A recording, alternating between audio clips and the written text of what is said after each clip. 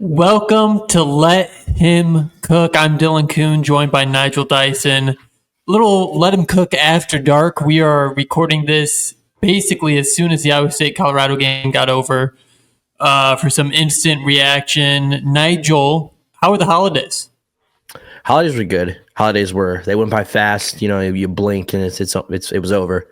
But good time spent well with the family. Got a lot of good gifts. I can tell I'm enjoying giving gifts more than receiving nowadays. But nonetheless, the things that were given to me were top notch. It is. My favorite gift being the Shohei Ohtani bobblehead. So I'm going to be adding this collection on my work desk. So that was definitely a special one. But yeah, no, pretty good holiday. Can't complain. A lot of good sports on. Won my fantasy football league. Clinched it yesterday. Just kind of put the bow on it today. So yeah, talk to me nice. Shout out to Joe Burrow. Nigel, my fantasy football team is named Let Him Cook because I have James Cook and the Buffalo Bills. Came up a little short in the championship tonight. Bo Bowman, KCCI reporter, had George Kittle and Jahmyr Gibbs. A little too much. I was up by I think 32 going into the night. Couldn't hold off that lead. Second place was all right. We made the championship. Yeah. Yeah. I don't know. I'm a little bummed.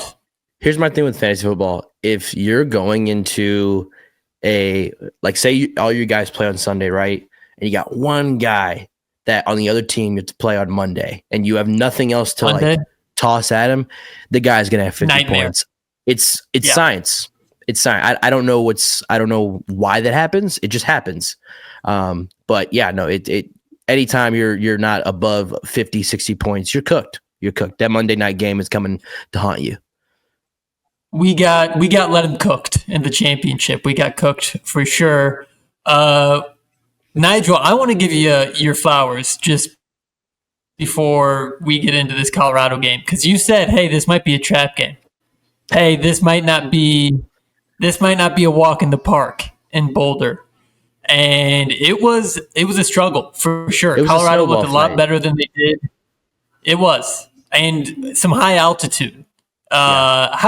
Before we get into the X's and O's, what do you think altitude? How much of that do you think is real? The one thing I think that's fishy about it is after a game, you never hear a player say "Man, it was really hard to breathe because of the altitude." You never hear a team say "We lost because of the altitude." I don't think college kids want to admit it because it's going to just come off as an excuse, especially playing at Colorado, Boulder specifically. Whether it's football or basketball, I feel like the game kind of, with Iowa State coming to town for basketball, it attracts a lot of attention. But when football plays any game, it attracts attention. So I just feel like people just don't want to give up the excuse. They just think of it as an opportunity to win. And the basketball team at Colorado still got a little bit more to prove than the football team did, just because they lack the star power that the football team has. I say all that to say this. I think it probably does affect them to a degree. I see it affect a lot more people in Denver specifically. I don't know if there's a difference. There's only a 30-minute difference from Denver and Boulder. Yeah, I don't think it's a whole lot. It just seems like people play worse in Denver for whatever reason. People tend to step up their A game in Boulder for whatever reason when it comes to just playing football or basketball. But nonetheless, I think maybe I feel like it probably affects someone more outside altitude.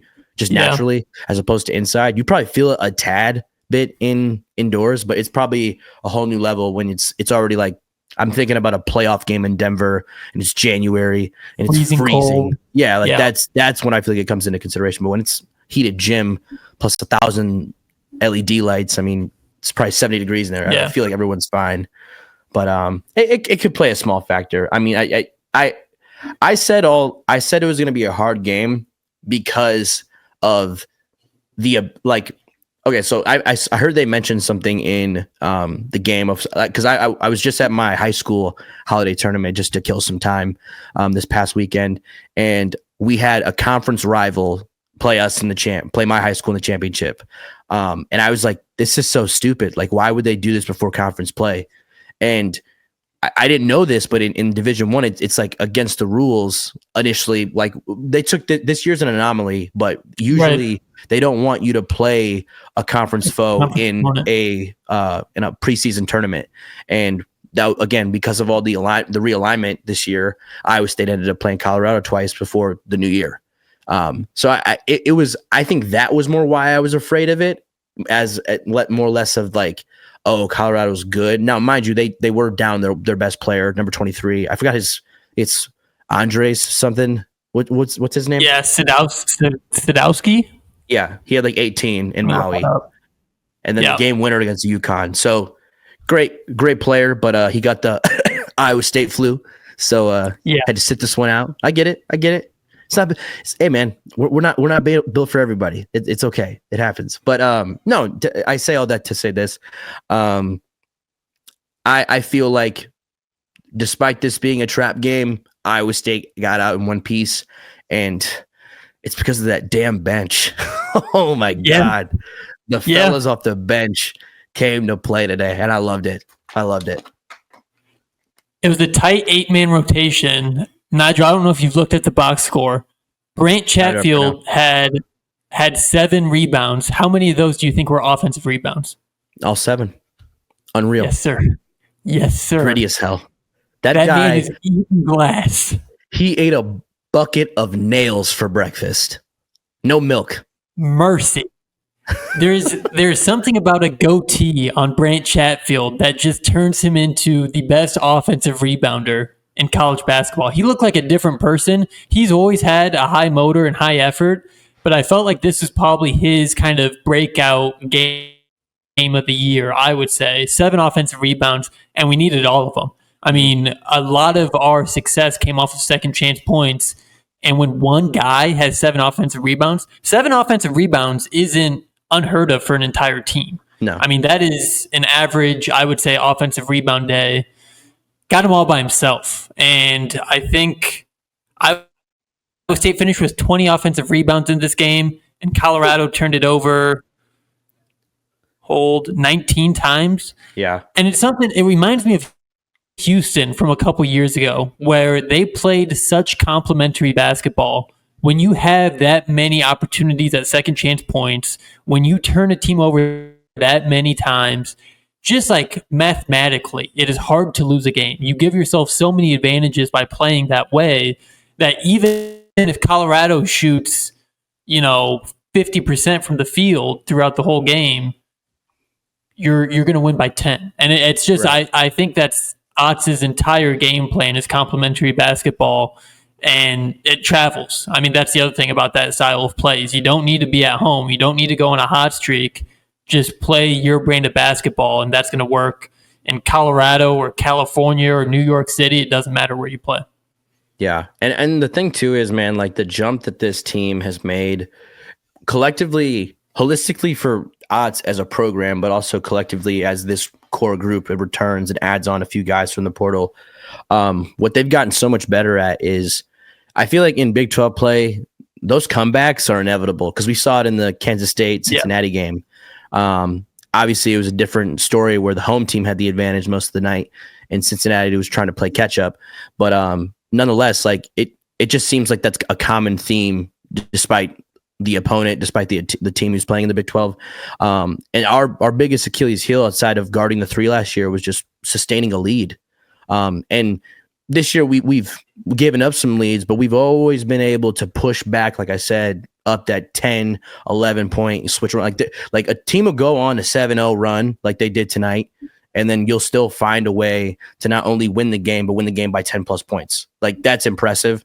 That's Iowa-esque. And to have multiple performances like this on the road before New Year's, dog, it's insane. Yeah. Like the production overall has been beautiful. I would love to see in games where like everyone is like really collectively playing solid games.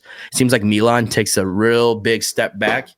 And like I said, we have a starting lineup where I think all guys could have 10 plus each game.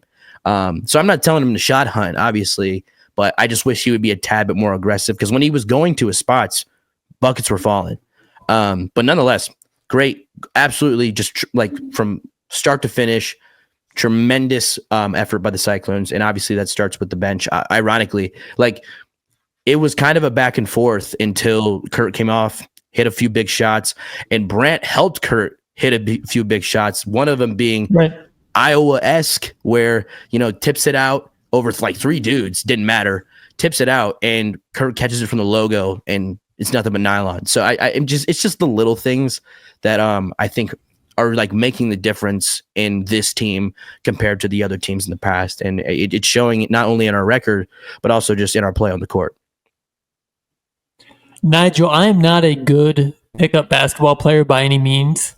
The one thing I'm pretty damn good at, tip out rebounds. If I was a 2K player, my number one attribute would be in tip out rebounds. And I don't think that's an attribute. That fires me up. Brandt Chatfield just tip out rebounds for days. Yeah. And man, it's effort, it's grittiness. The other individual stat I want to point out, not to be outdone, Joshua Jefferson, 8 steals in this game. No, dude, he had like 6 in the first half. Yeah. Unreal. Just super active in the passing lanes, great defense. Man, he was incredible tonight. And then, like you said, coming off the bench, Curtis Jones had a clean 20 points. Keyshawn got you 14. Man, Keyshawn Gilbert in transition. Did you see that layup? What do you even do anymore? That wasn't even English. That was Spanish. Spin. It was European. Licorice. Okay. Licorice. Just unreal.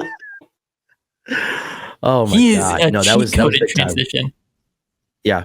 And then Payman Lipsey, not a huge scoring night, but hit a big 3 when we needed it, and made some free throws down the stretch. Just like you said, maybe Momcilovic, if we're going to be real nitpicky, could have had a better game. 2 for 9 from the field, 1 for 4 from 3.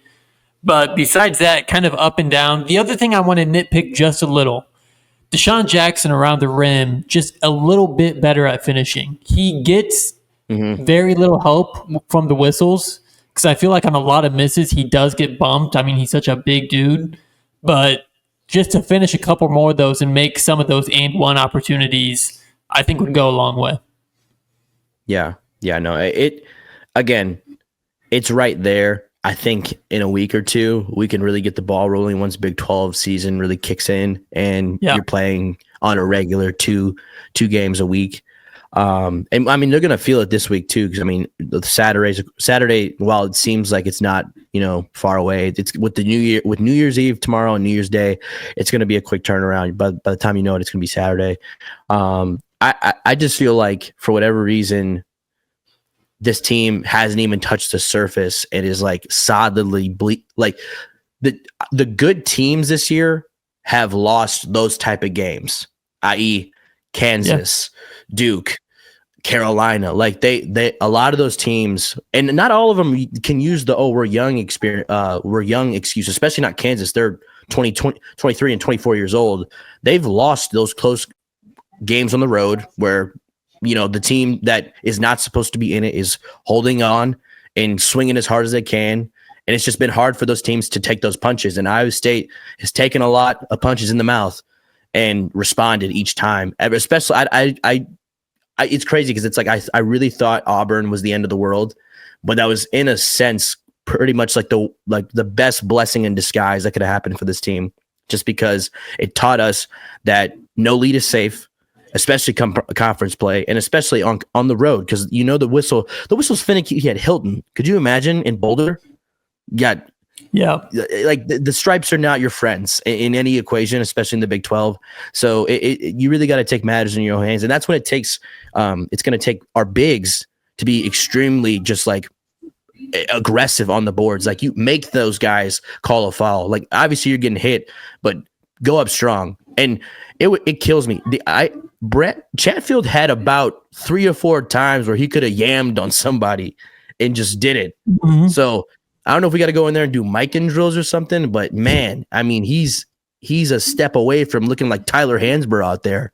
Like it's unreal. Yeah. I was just, despite neither of our bigs cracking that because I don't really count Jefferson as a big, but Jackson and Chatfield, like despite them cracking 10 points, still very solid games out of them. And I think their ceiling has not even been touched yet. I think I really hope Chatfield saves one of those. A night like this, I hope he saves one of them for March, because we're going to need it, especially with how many teams have experience and talent. Like there's no night off, not only in the Big 12, but going forward just the rest of the season. So we're no longer going to be playing Morgan States of the world. So nothing but big boys now. So yeah, definitely need just. I think that's why I'm being so nitpicky, because I know what's to come of this season. But again, it's very exciting to see a solid win like tonight, and it wasn't even our best outing. So. Right, that's the thing, is like I'm looking up at the scoreboard and I'm like, man, we're not playing good. Up 5. Like, just kind of disappointed in the effort. You're up 7, especially in the first half there. I mean, like, I think the possession that was kind of this game in a microcosm is, I think we got 3 or 4 offensive rebounds and it ended in a Curtis Jones logo 3. And you're just like, man. And the other thing is, being an Iowa State fan the past 2-3 years, at least under the Ox regime, we haven't been a good rebounding team, and usually we're on the other end of those possessions where we can't get a defensive rebound. It's long rebounds that get tipped out, or we're not in position, we're not boxing out. I just love that we can really. That was the one part of complementary basketball that Ox has been missing. We turn teams over all the time. We play intense defense. And it was just, can we get the bodies, the size to rebound? And I think we finally got it this year, especially if Chatfield can get us 3 to 4 offensive rebounds a game. That does wonders. That could be an extra 6 to 8 points in a close game. And then the other thing about this, I think the Big 12 is down compared to the last 2 years, relatively down. It is just, I wouldn't say it's 1A, 1B with the SEC, but we are right there with the SEC. And winning on the road in this conference isn't going to be easy. Like, any road win you can get in the Big 12 is gold. And you got to protect Hilton like they did last year. But when it comes down to, the end of the year, when you're a game ahead of Houston or a game behind Kansas, every road win counts in terms of a conference season championship. So, man, just a gutty win. Yeah. No, and that's the thing too, man. Like, I forget we went undefeated at Hilton last year. You know what I mean? Like, winning at home is not the problem. It really hasn't been in Otz's tenure so far. I mean, what has been the problem is on the road and set up games like this, a Monday night late game. It was chopped. Like in the past, it was not in our favor. For whatever reasons, guys came out flat, and it just seems like this team is putting all of those allegations and tendencies in the rear mirror. Like it's not this team's identity anymore. And I think it helps when you have bigger dudes like Chatfield, Jefferson, and Jackson who can make a difference on the little things that we tend to struggle with. Because now that you say that, I remember on so many cases where we'd play so hard for possession and give up a under the basket offensive rebound. It's like you can't talk to a girl all night and then not ask her out. You got to grab it. You got to grab it. Don't fumble the ball. Like, you're right there at the finish line. Run. You got to see it through, my boy, and we weren't seeing it through. And now we're doing the little things, and like I said, like that's gonna pay dividends in the end, because that's what teams like UConn do. That's what teams like Purdue do. Like, I should say Purdue last year. Not this Purdue team's a little shaky, but you guys get my point. Like, that's what the best teams do that are playing in. Like, I don't want to play in March anymore, man. I want to play in April. Okay, not because it's a week away from my birthday, but because that's when the national championship is.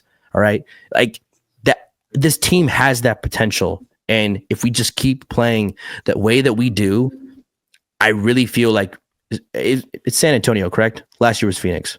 Yeah, San Antonio. Yeah, San Antonio. It feels so much more realistic. I really do believe that. And how cool would it be? I know your boy Jeff Dubroff. He's a San Antonio guy. How cool would it be? Go to a Final Four in the backyard. How nice would that be? He's been talking about it like the past 6 months. Like, as soon as they announced it, he was like, Dylan, your Cyclones, they need to take me home. I would love to be able to get to San Antonio. And like you said, if we're going to call this team different, these are the games you have to win. Mm-hmm. And you don't even have to win it by 10 points. We almost messed around. I think the line was at 11. Almost messed around and covered this game. And this game was in question for, outside of they had a 12-point lead early in the second half, and it looked like things were on the verge of kind of, Iowa State's going to handle this one. Colorado came storming back, 11-2 run. And then it was kind of back and forth until like winning time. When this team hits the witching hour, that is really when the defense ramps up. And this team to me is not on the same level defensively as it was last year. But when it matters, when we need a stop, especially down the stretch, everything just gets ratcheted up. I feel like the adjustments are faster. We play hard for 40 minutes. And then when a team has been in a dogfight for 36 minutes, that last 4 minutes your legs feel a little more tired, and Iowa State is still right there with you. And that it makes all the difference in the world. And like guards win in March, we've got guards for days. Curtis coming off the bench with like 15 and a half minutes in the first half, and you see Curtis Jones check into the game, you're like, here we go. Now we go. It's unfair. It is an unfair thing to do to a team, and I keep harping on it, but I just can't imagine being an opposing player and you see the leading scorer come off the bench and you've already been playing for 4.5 minutes. Well, I'm hearing a tough spot to be in. I'm hearing the commentators be like, he's arguably like questioning it in a sense. Like he's the best guy in best six man in the Big 12, right? I'm like, dog, is there an award for this best six man in the country? Because if so, he's got it in the bag already, and we haven't even touched 2025. Like Nigel, I'll do one more. They need to name the six man award after Curtis Jones. From this year going forward, it's the Curtis Jones Award. I love it because he's the best six man I can think of. Truly, yeah. He's in the Big 12 at least. He's the best since Sir Jabari Rice from Texas. Yeah, he was tough, dude. I think he led them in scoring. A few games, I think Carr led them in scoring. Carr just too, but dude. The standing pump fake was lethal. Like I that's the only team I can think of with Carr, Hunter, and Rice like that is even remotely close to this backcourt this year. And again, we like 20 points from not Keyshawn. Curtis is pretty normal at this point. Like no one played out of body. Like the 20 points for Curtis is normal. Like so, I think God forbid Taman has a great game. Like because this was a mid-tier game for Taman. Because he's been like the bar for Taman is so high now because we're talking about a kid who in his freshman year had almost a triple-double against Kansas. Like he's done some special things early on in his career. That 10 points, it's like we've seen better. So with this backcourt not even playing the best of their abilities as a whole today, very very happy with today's performance. Yeah, winning by 10 on the road, and they said in the broadcast, Colorado, and they had a really good team last year. three first-round picks on their team last year. De Silva. They've won 24 of their last 25 home games. Yeah. So now 24 of their last 26, but still, like that's not or hasn't been recently an easy place to play. No. So that's a good win, and we'll see. Colorado was picked 15th in the preseason standings. Lot of conference games to be had. I think Colorado might end up closer to like 9th, 10th in the Big 12 standings when it's all said and done. So that's a good win. And that's the thing too. Like it makes me think like everyone was talking about Colorado's preseason standings. Like the fact that we were third, I'm sorry, dude. Terrible choice. Yeah. Houston is a shell of themselves compared to last year. And Kansas, they're a senior citizen team over there. It's like watching a men's league at the YMCA. It's they got a lot of holes, you know. To look at all three of those top teams, like, and to see who they lost and who Kansas had to bring back due to them not having very high draft stock, which think about it. Last year, the draft was terrible. If you couldn't get drafted last year, my guy, it's not looking good. Yeah, it's not the cards. Get a LinkedIn. if you went to the NBA draft combine and they said we're not interested last year, good luck. Peyton Sanford. Sorry, I mean, had some in my throat. I'm just saying. A lot of guys who got the suggestion to go back to the old stomping grounds to finish out their majors. Yeah. But yeah, Hunter Dickinson. Hunter Dickinson might be on the CBS halftime show this time next year because I don't think he's got him in a pick and roll in the NBA would just be him trying to defend like Jokic in a pick and roll. Jokic Imagine might Curry on a switch. Up. Done. Dude. Steph Curry could be 45. He would cook him. Even guys like Jalen Brunson, just taking him down to the old block. 3 pump fakes, 3 work, 1 more for safety, and 1. Like that's the thing about the Big 12 too is I know the OG Texas Tech teams of the world, like they're great in college, but they're not gonna make any noise in the league. That's why the Mark Vitals of the world have to go try and play football. And we have no room to talk. Even Michael Jacobson went and played tight end for the Colts. Yeah. So I mean, like, there's a lot of guys like that, like utility dudes in the Big 12 that make great college basketball players, but the pro potential is just not always there. So, yeah. Nigel, are there any kind of final thoughts on this Colorado game? The one, I mean, if I'm going to give props to Colorado, it's that alley-oop. Diop went up in Bangkok Doc, or was it his name? Number 8? Number 8. Yeah. 6'11", 185. He went up and got that. That physique is insane. Lean. Oh my God. That's me if I'm 8 inches taller. Dude, I was 185 like freshman year in college. That's insane. Wow. Yeah. That's and yeah, no, I mean the guys like from Lincoln, Nebraska, what are they? What's in the water in Lincoln? That was unreal. Fred Hoiberg asleep at the wheel. How is that not guy a cornhusker? How's that guy not in a Nebraska jersey? That's unreal.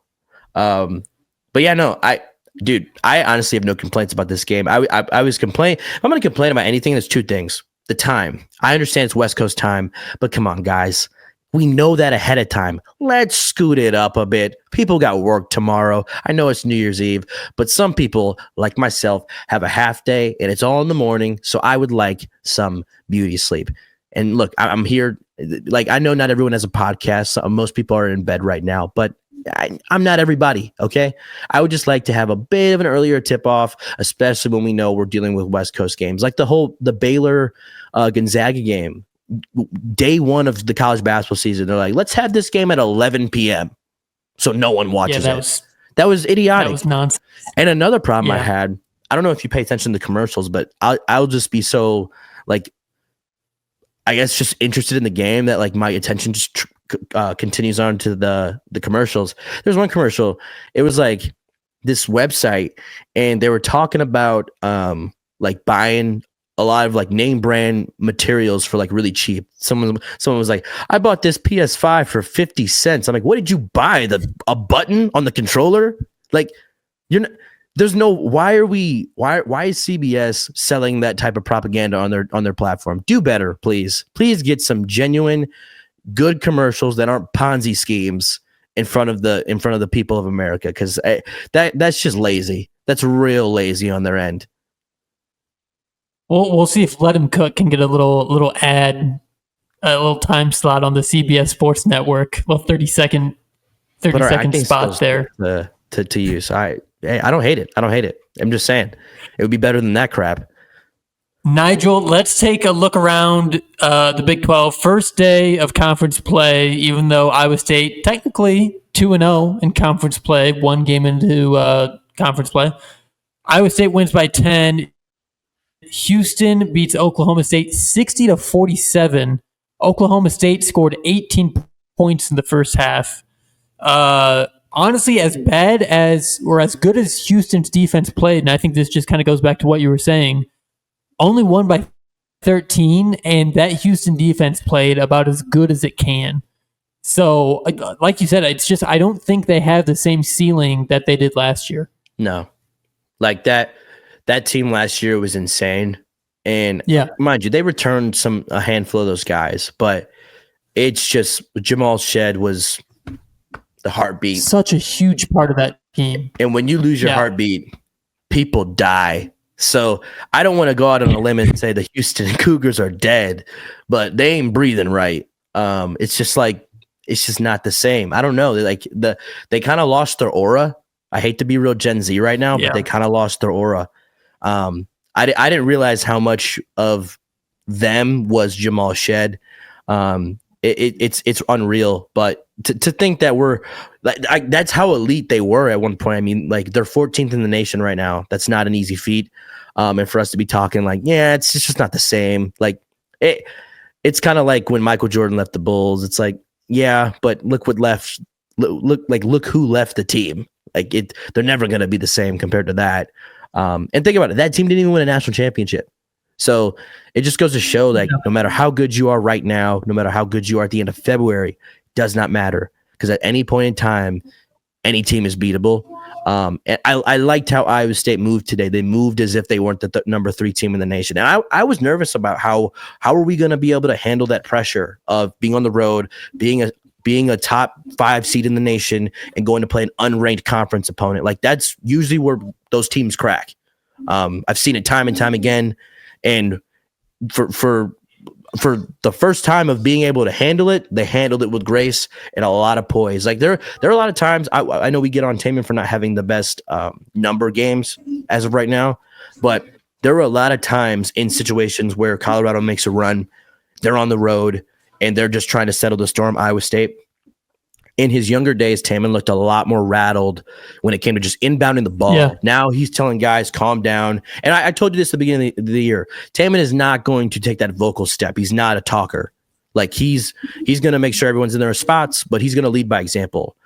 So I think his body language has made such a big shift this year that has been very helpful for the rest of our guys. It helps when you have an older backcourt with Keyshawn and Curtis, but I just feel like he's done a really good job at taking a back seat, obviously, for Keyshawn in the 1-2 punch that is the backcourt, but also just like making sure the team is settled down because it can be very easy to get rattled out there despite your experience. It's just like it's like someone who's been through trauma. They just know how to move different now in the same type of situation. And Taman has come out on the other end of that trauma of the old Texas A&M meltdown. What are some other? We've had some on the road meltdowns, like iconic ones in the last few years. Texas A&M was one of them. What was the other one? I mean, I was just talking about Virginia Tech. Texas Tech yesterday. Tech, I apologize, but yeah, no, Virginia Tech and last Thanksgiving. Would have been Taman's freshman year. We lost to Oklahoma State, who was bad. We lost to them in Hilton. Mm-hmm. That was a super ugly game, and Taman didn't play that well. So in Stillwater too. We got swept by Oklahoma State that year. Yeah, and Oklahoma State was bad. Mm-hmm. Yeah. So like you, and I think going back to Houston, like that's what Jamal Shead brought to the table. Jamal Shead wasn't going to drop 30 points in a game, but when you needed a leader. And like you said, a lot of times it's like diving after a loose ball or like just picking up a charge. And like there's so many little things where Taman affects the game, steals, offensive rebounds, tips. I mean, just the little things that he brings, the intangibles, if you will, that like I think really separates him as just he's a winning basketball player through and through. Nigel, this is a duality of the Big 12. So you had a final score 60-47 in Tucson, Arizona. I hate to bring it up. Your boy, Caleb Love, Caleb Scrub, 33-7-7, looked pretty good tonight against TCU. Arizona won 90-81. 33-7-7. That's filling it up. That's filling up the stat sheet like nobody's business. That's a big win for Arizona. And statistically, talking about the DPI, Ken Palm, DPI for the uninitiated is like my own power metric system. Arizona is still grading out pretty well. And they had, I think they're 0-5 against quad one teams. Well, maybe 1-5 now after beating TCU. But, I mean, they still have the firepower and the talent to really cause some problems in the Big 12. And they really needed that win tonight. And looks like they outscored TCU in both halves. They might have kind of led that one wire to wire. I wasn't watching that one. But, I knew Caleb Love's huge game. No, I tip my cap off to him, but TCU is not what they used to be. There's no Mike Davis walking through that door. Yeah.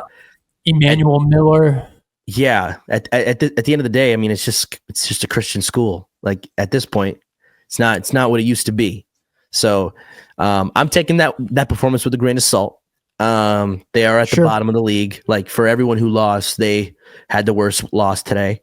But yeah, no, I mean, I commend Arizona for being able to turn it around. I mean, 7-5 isn't great. Don't get it twisted. But again, they had a tough opening to the season. I mean, in 2, they lost a lot of guys. Like last year, I thought that team could go to the Final Four. I was hoping they wouldn't. But with Ballo, Johnson, Boswell, Caleb Love, and then Pele Larson, that's a squad. Yeah, that is a squad. So they've definitely watered down this year, but I mean, it's going to take those types of performances from the older guys to be able to just survive the bottom of the league. So I'm not that impressed. Call it what you want. Again, it's real easy to the first game of the conference play. It's easy to kind of get your feet under yourself. You're not in the gauntlet yet. You just started the race. So any huge scoring performances in game 1 of Big 12 play, I don't want to take with a great assault. Even Curtis's, that's not guaranteed against Baylor. You got to come out and do it again. You know what I mean? So it's a long season, and there's going to be hills and valleys, and Arizona is one of those teams this year that is definitely feeling that, I feel like, more than anyone. I'm trying to look up the other game. Yeah, that's what I thought. So the other game of note, and I watched most of this one, Kansas State, Cincinnati.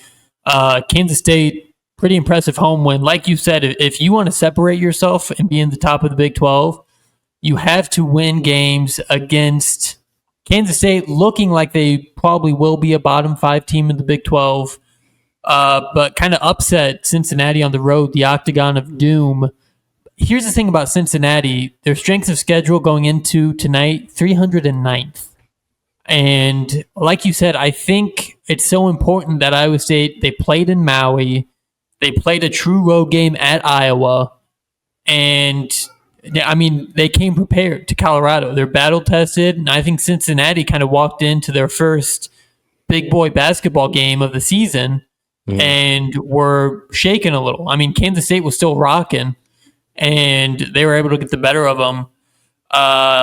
So I don't know. And Kansas State played pretty well. And this is a very small sample size. We're looking at, first game of the conference season. But Kansas State I'm guessing that's probably the best game they've played all year. And if there's a time to get hot, January is not a bad time to start. I don't know, too, how many games Hawkins is going to go 20-10. Yeah, had a huge game. It's kind of, and then obviously shoot lights out from 3, 60%. Like he kind of just had the perfect game in a sense. Yeah, I mean, I'm taking the game ones, even ours, with a grain of salt. I'll have a better gauge kind of around that beginning of February landmark, because it's just like you've been in it for a month. Those late January games are where we tend to piss ourselves.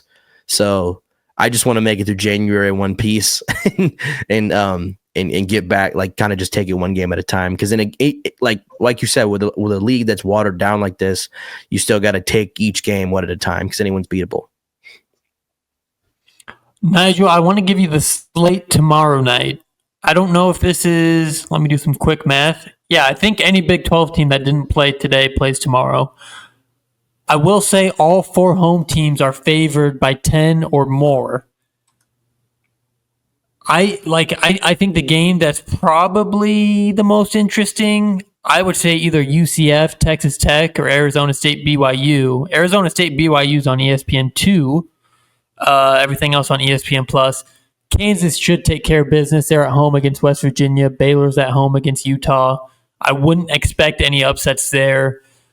I don't know. I think when a home team is favored by, like BYU's favored by 10.5, everyone else is favored by 12.5. Could be kind of a boring night tomorrow in Big 12 hoops. I don't really see an upset on the table here. I don't know. I like the aspect of West Virginia. I know I get it. It's an Allen Fieldhouse, but West Virginia playing at Kansas at 1 p.m. Oh, wait. Yeah, that is a weird. I didn't even pay attention to the times these games are tipping off. I mean, it's New Year's Eve. They're all gonna be pretty early. Yeah. Even Baylor and Utah 1 p.m. Yeah.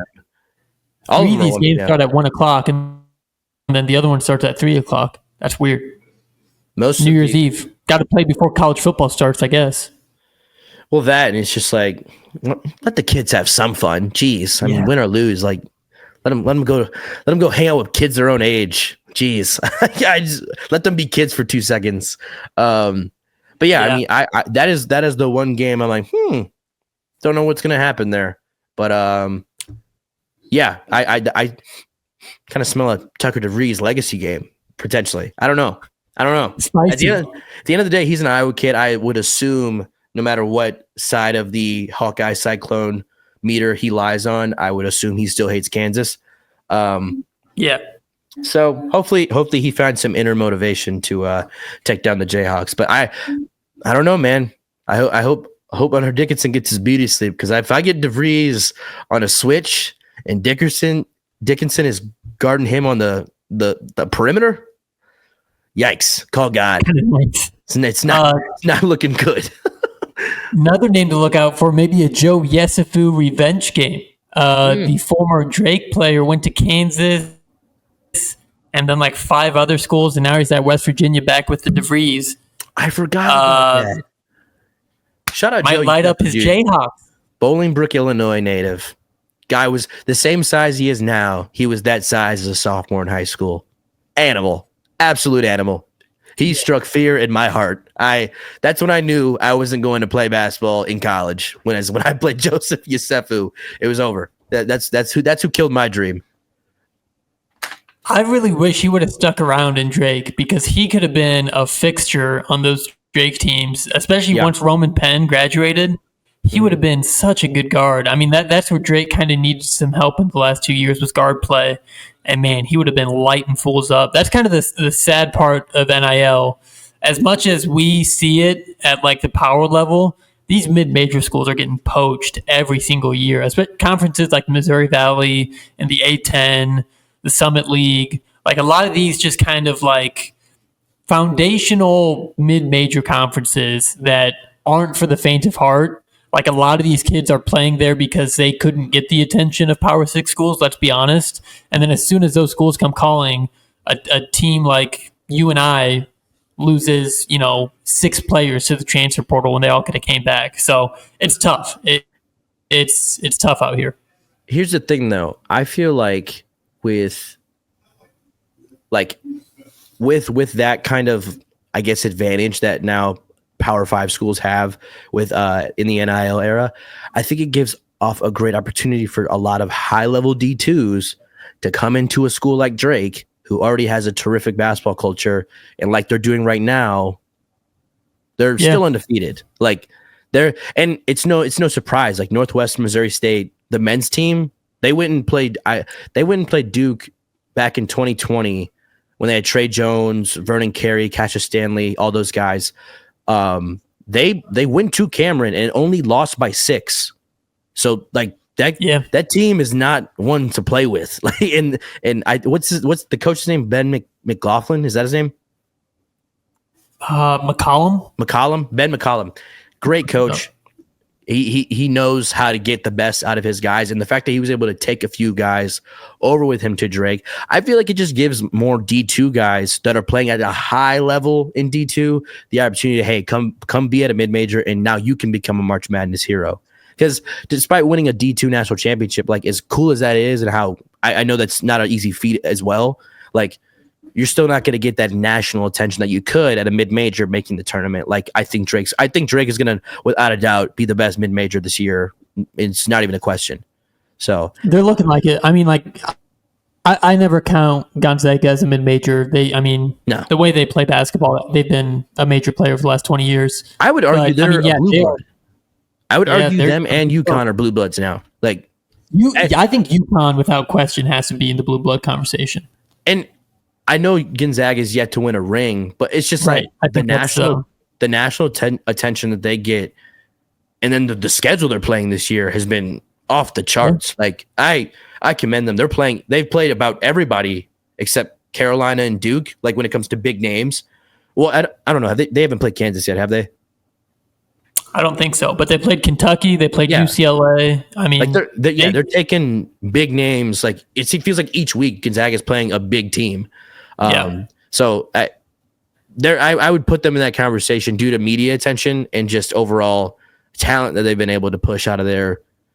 It's a blue blood at this point. Like I don't think a national title in today's generation really determines whether you're a blue blood or not. I think it determines on what recruits are you getting and how are you able to perform in the tournament on a consistent basis. They've been one of the most consistent teams in the tournament for the last decade. So going back to the D2 thing real quick. I like Colorado. I mean, Baskin, that like kind of the wing for Colorado. He was a D2. Colorado Mesa, I think is what they said. Yeah. And then that Eli Malone was an NAIA. Yeah. That's a poll. I mean, that guy was in the hells of college basketball. Oh, yeah. I mean, like you said, opportunity is everywhere. I mean, if you want to make a name for yourself, it is constant, like, musical chairs on what spot can open up where. And a lot of these guys are making the most of it. Nigel, I want to preview Iowa State Baylor on Saturday, mostly because I'll be working that game. It's the day before my birthday.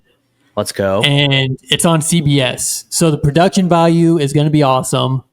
And then just like it'll be an interesting matchup. And I think, like you think about the Iowa State Baylor game 3 years ago when you had the Jared Butlers and Maseo Teague and Mark Vidal, like those guys were just defense. Yeah, I mean, like that is what their calling card was. And now, like, it has been totally flipped on its head. Baylor is not good at defense. Let me see if I can find them on KenPom here. 87th right now in team defense. And they have the 7th best offense. So this could be a Fred Hoiberg-esque shootout at Hilton Coliseum, because I don't think Baylor can stop us defensively. And the way they play offense, VJ Edgecombe, for those who don't know, that man is a highlight reel anywhere he goes. He was lighting up grown men on the Bahamian national team, teammates with Buddy Hield and DeAndre Ayton. And guys were doubling VJ Edgecombe. I mean, there's NBA players on his team, and they said, we got to stop that 18-year-old from whooping our ass. And then the first game of his career, he sees Mark Few's son check into the game and then politely puts him in a coffin. Yeah. And floats him down the river. Kid hasn't been the same since. But yeah, no, VJ Edgecombe is the real deal. It's going to be a bittersweet day because this is the second Duke point guard to go play for a Big 12 team. Jordan Goldwire did it with Oklahoma a few years ago, and now my guy Jeremy Roach, he went from my boy to an op real fast within a matter of months. And I don't know how I feel, man. It's like the Wesley Snipes meme where he's like crying, but he's got his gun pointed at you. That's how I feel right now to Jeremy Roach. I don't want to have to do this, but I'm gonna have to put you down, buddy. Gonna have to put you down.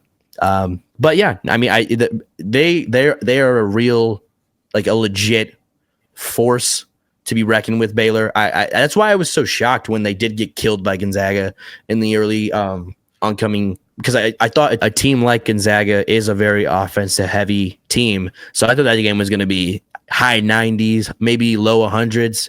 And it didn't pan out. But I think, like you said, it's going to have to be offense versus offense. But with a team who cannot play defense, the second we get clicking on offense, all we got to go out and do is play defense. And I feel like we make the solid difference within this matchup. Like we're a slight. We're averaging 88 points. They're averaging 86. So again, high 90s. I'm assuming in Hilton, it's going to bring out that energy. And Baylor has the guys come close game to where they can silence us if need be. I don't know if you saw this, but at Atlantis this year, Jeremy Roach had a game winner, like didn't call a timeout, just grabbed the ball, tossed it at the top of the key, nothing but nylon. Like they got guys who can just make plays like that. Edgecombe is going to be a force to be reckoned with as an athlete, as a cutter. Like you're gonna need to have the intensity of like eyes on him at all times as if he was a shooter, because it's just like that's how good he can be off the ball and then making plays. You throw that ball to the rim, he's probably going to catch it. And then another sleeper for them is Omir, the transfer from Miami. Yeah, Miami. He's been good this year. He always gave guys in the ACC fits, and he translated over because he's a big body, 6'10" dude. Like he translated to the Big 12 just fine, because that's kind of what this league is made of.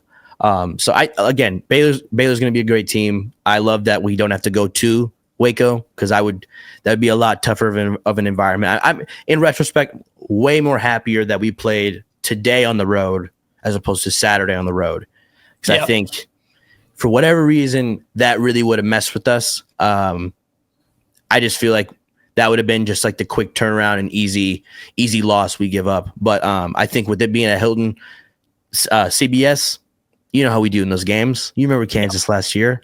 It was electric.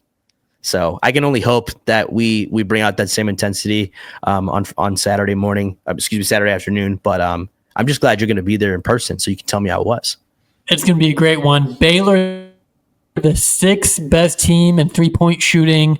Iowa State has kind of struggled with three-point defense, and then Baylor 245th in two-point defense, and Iowa State's really good at attacking the rim. So I think, the game plan is clear. Baylor's going to shoot a bunch of threes. We're going to attack the rim, and it's basically going to come down to which team can execute their strength better. I like that's really it's oversimplifying it, but I think that's really what it comes down to. Yeah, and these higher intensity games, they come down to simplifying it. Like I feel like the more you overcomplicate it, the more we get games like Illinois where we're trying stuff that the other team is just blatantly exploiting. And I feel like if we keep it simple, we play our brand of basketball, we're going to be just fine. Something I do want to talk about, though, because I know you've been a Cyclone fan longer than I have, and you were more coherent of this era of Cyclone basketball players. I saw we got a new addition to the coaching staff, and he's a former player, Mr. Garrett. How I know you probably remember him in a Cyclone uniform. How do you think? Well, first of all, what did you remember him as a player? What stood out? And then how do you think he's going to be able to help this team, being in an odd situation where he's kind of coming in, not at the middle of the season, but like kind of a third into the season? How do you think he's going to fit in with this group? So I would have to look it up. And before some of the old head Cyclone fans yell at me, I was like 8 years old. So chill out. But I want to say Greg McDermott recruited him, and then he stayed on the team. He might have played like a year or two under Fred. But that was kind of right when I was really starting to really watch Iowa State basketball. And just like this team, he had a really good backcourt mate in Scotty Christopherson. And just like a really solid college guard. What was that? Mr. Pencilneck? Christopherson? Yeah, that's how he referred to himself as that. So he changed his Twitter name to Pencilneck. And I was like, who's this guy? Is this a burner account? And I looked him up. I was like, oh my God, he actually played for Iowa State. Okay, cool. He did a couple of ESPN Plus broadcasts. He was really good at it. If ESPN Plus was smart, especially in non-conference, they should just let guys that know the team just commentate. I don't want your 12th best commentators coming to Hilton Coliseum, but I digress.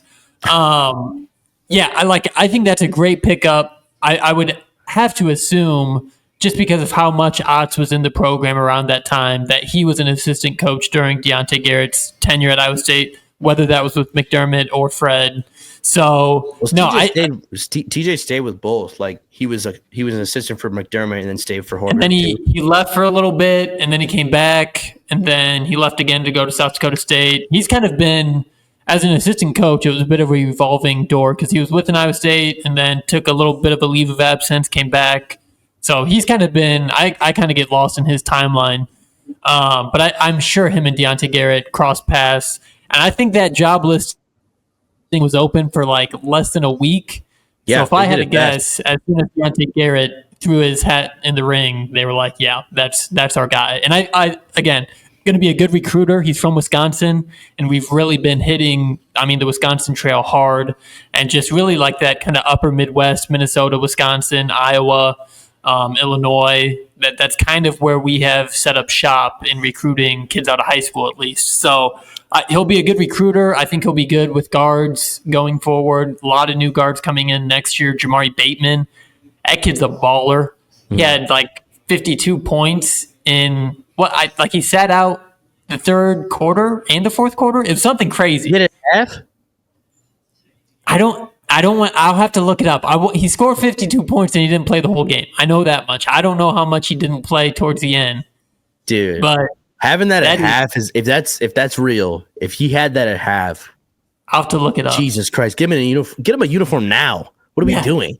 That kid in high school it's not working for him. Get him to the G League or something. I don't know. G League Ignite. My God. No, so I think it was a really good pickup. And just a Cyclone through and through. He played a lot overseas. So, he's seen basketball at every level. His overseas career. Yeah. Had a long week later, career. Guy had a job. Like, dude. Yeah. Connections, man. Know a guy that know a guy. They'll get you far. That's for sure. But my one last thing, I sent it in the group chat. Those Auburn Tigers were just playing with their food tonight. They had some ridiculous alley-oop. Go play another road game. Let's see how you do. That's a team who can't play on the road. Yeah. As good as they are, they have yet to prove that they can go dominate on the road. So, yeah, it's an early season, and to be in the SEC this year, like, I almost feel bad for Auburn because this is the best team they've had in a while. But for them to be in this, like, I can just see y'all going to Florida and pissing down your leg. I can see you guys going to Kentucky. Same story. I could see you guys going to Oklahoma. Same thing. Like, you're not safe. Arkansas on a bad night might get you. Texas A&M, like, dude, it's like having, I don't know, Vietnam flashbacks. Like, both the schools in Mississippi, Alabama's loaded with talent. That whole conference, man, they are no joke. Woof. Your off night might be Vanderbilt, and that might be a sweater as well. Like, you might be sweaty the whole night for that one. So they're in for a rude awakening. I'm sorry. Like, you can throw lobs all you want against whoever, these Pepperdine University. Like, go ahead, but it's just not. It's not going to cut it. They're in for a rude awakening.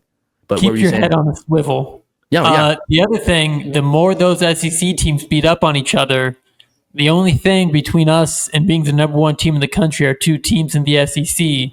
Oh, I forgot about Tennessee. As long as we can keep the chaos in the SEC and Iowa State can take care of business in the Big 12, I think going back to last year, Iowa State is like the team with the longest streak of being ranked in the top 10.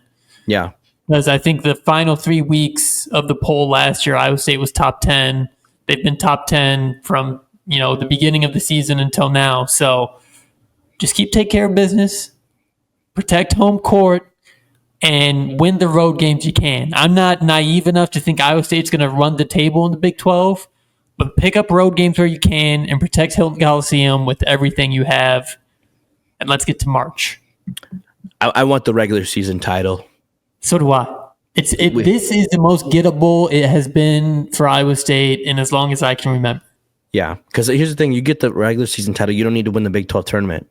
You can probably lose. You can pull a Baylor and lose in the first round. Or like that's what Kansas always falls back on. As soon as Kansas lost in the Big 12 tournament, they'd be like, "Oh, we don't even care about that." I'd be like, "Kansas, shut the hell up." The only people that have won this stupid tournament are you and Iowa State. We're the only two. There's a couple of fluky years, but from like 2014 to like 2021, there were two schools that did it. Probably not 2021. Texas won 2021. Kansas, because that was Matt Coleman, that Texas team. Like Kai Jones, Greg Brown. There was a 6 or 7 year stretch where the only two teams that won it were Kansas and Iowa State. And every year Iowa State won it, Kansas fans would tell us that they don't care about the Big 12 tournament. Yeah, but the year before they were like, yeah, we won. Dylan, what New Year's resolutions you got? Lay them on me. Watch more mid-major college basketball. I'm going to try to set a record. You know, no one's competing with you, so it's your record. Your record for the break-in. What's stopping me from watching as much sicko college basketball as humanly possible? And Nigel, when that 14 seed comes to play in March, and I've seen 5 games of them, I'll say, hey, don't let that team get hot from 3. That's my favorite thing. Is like I know seed is guaranteed to make the second round every year. I don't know why, but it always works. Like that's what I'm saying. There's always a 3 seed that's shaky. So without watching it, I already know that. So I'm going to save some time, some energy, probably clean my room or something. I don't know. Sure. I'm not going to be watching mid-major basketball like it's a religion. But hey, man, you do you. You do you. Both my teams are 3 and 4, so I got big boy basketball to watch. Yeah, no, that's fair. That's fair. Man, I don't have a lot. I'm moving into a new apartment here soon. My backdrop might look the same, but nonetheless, probably just a lot of college basketball in 2025 is what I'm looking forward to the most. Looking forward to a Final Four with Iowa State in the mix. That's definitely one of my. It's not a resolution, but I just hope it happens. And then, just trying to save some money. Just be a bit more financially responsible, bump up that credit score, the good stuff. I'm getting old, man. I'm unk now. It's sad. The end of an era, but, cheers to you, mate. Hopefully we go into this next year with, a successful season 2. And, I'm just excited to see what the year is going to come. Cause it's crazy to think that we only have 4 more months of this season. It's been a fun one so far, so we gotta appreciate it every step of the way. Nigel, I work the next 5 days, so for you and me both, I hope you are financially irresponsible on New Year's Eve. Have one for me while you're at it. So that day doesn't count. Yeah, right. And the New Year resolution starts on January 1st. Whatever happens on December 31st, who cares? What I'm not looking forward to is at my job, there's a weight room downstairs, and I'm not looking forward to the New Year, new me people that are about to roll in. It's like, all right, man, I know you. You know you. And I know that you know that I know you. That I'm going to have that conversation multiple times with people, and it's going to be awkward. I don't want to do it, but I'm going to have to. So, I'm not saying don't work out, but just don't all come at once. Like, be an early riser, get there when you're not going to embarrass yourself in front of the everydayers. You know what I mean? It's have your gym resolution start in May, hibernate during college basketball season, and then, start in April and May, and then you're ready for summer. That's how you do it. That is a smart strategy, because if you start in the summer, no one's going to know. Right. First of all, by January, you're going to be chiseled, and no one's going to know, you're going to be one of the regulars at that point. That's how you do it. It's science. But yeah, man, grateful for this year and what it's brought, the good and the bad. It's brought a lot of ups and downs, but we made it out in one piece, and that's all that matters, man. Just keep fighting. For the local Central Iowans, make sure you tune into Channel 8 this Saturday. CBS, KCCI, we got you covered. I'll be on courtside. Can't wait to film that one. Going to be a great game for hoops on Saturday. Nigel, anything you want to say to the people before we get out of here? I think that's it, man. Let them cook. Let's keep it going. Let's keep this good momentum going into 2025. Go Cyclones. Happy New Year's. Booyah.